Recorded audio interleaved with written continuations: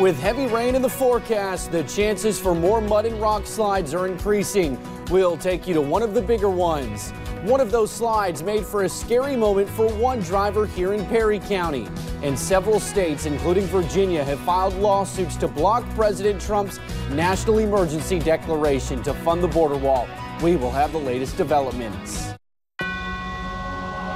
Dedicated to Eastern and Southern Kentucky, this is WYMT Mountain News This Morning.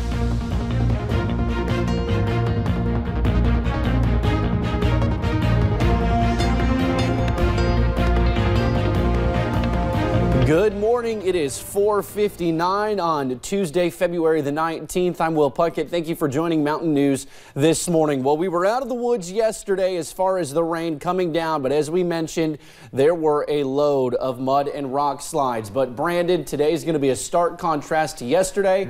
However, when people head out the door this morning, they're going to need a pretty big jacket. It's chilly out. Just chilly this morning and dry for the majority of the day. But as we get deeper into the evening hours, a couple of things could creep into play. Let's take a look at Lion Pinpoint Doppler radar. So far, clean sweeps this morning, but as we zoom out to the regional view, you'll see a lot of moisture off to our south, and you can see a little bit of pink and blue trying to mix in there with those colder temperatures. Thankfully, that's not getting to us this morning, or it would create problems, but that's system number one down to our south. It's going to affect us later tonight. Temperatures pretty chilly. Some spots, maybe a little bit of clouds backing off there just a little bit this morning, but that won't last. We'll see temperatures in the upper 20s and 30s to start the day. That's several degrees colder than this time yesterday when we were in the 30s and 40s.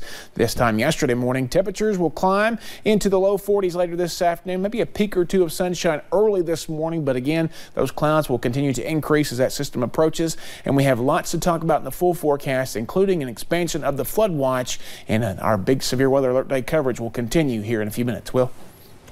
All righty, Brandon, thank you. Well, Perry County Judge Executive Scott Alexander declared a local state of emergency for the county on Monday.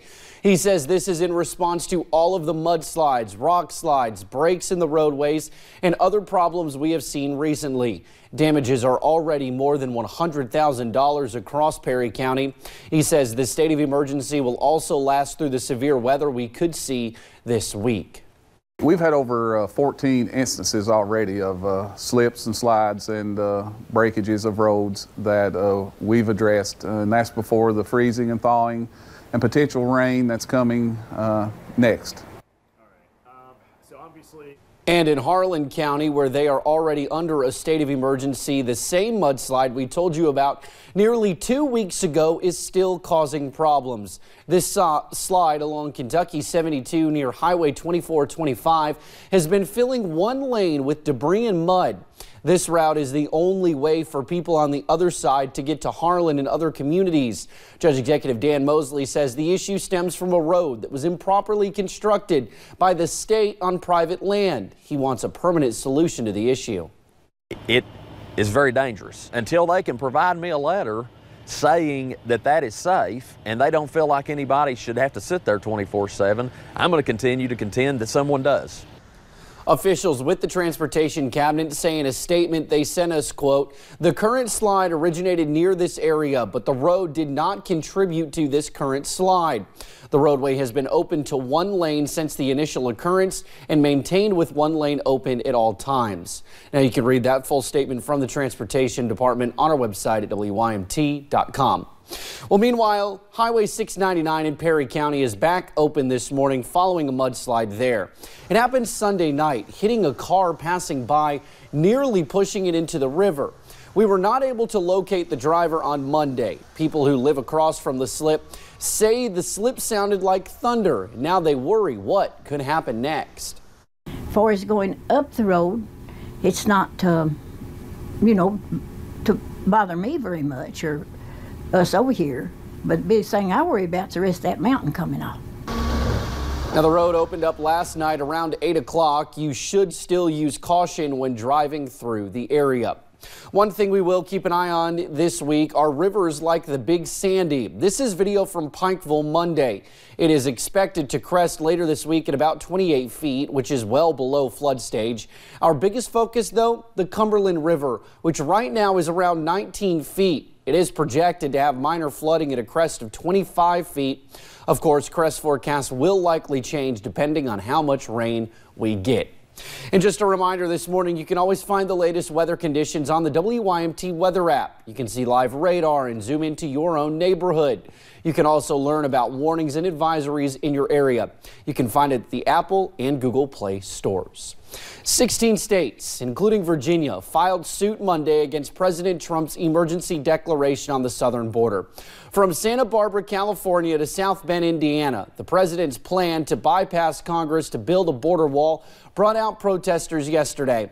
The declaration is intended to secure billions in funding for the wall by diverting the money from defense and other departments.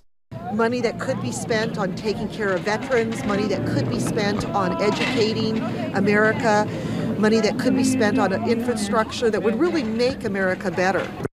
The White House plans to challenge the notion that the emergency declaration is unconstitutional. President Trump vowed last week to take his fight all the way to the Supreme Court. Well, in Knox County, we have learned a deputy placed on suspension has submitted his resignation.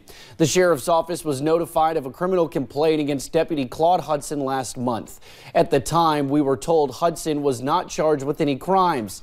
Hudson has worked through many high-profile events during his career. He has been shot, nearly run over by a car, and almost hit by lightning. Now, we have put in a call with state police for an update on the case and are waiting to hear back. Well, thank you for getting your day started with us right here on Mountain News this morning. Still to come, why one waitress is thanking a police officer this morning for a generous tip and a meaningful message. We start the day dry, but rain picks back up later this evening, and it could lead to some problems as we head toward midweek. I'll track it out for you in about 3 minutes.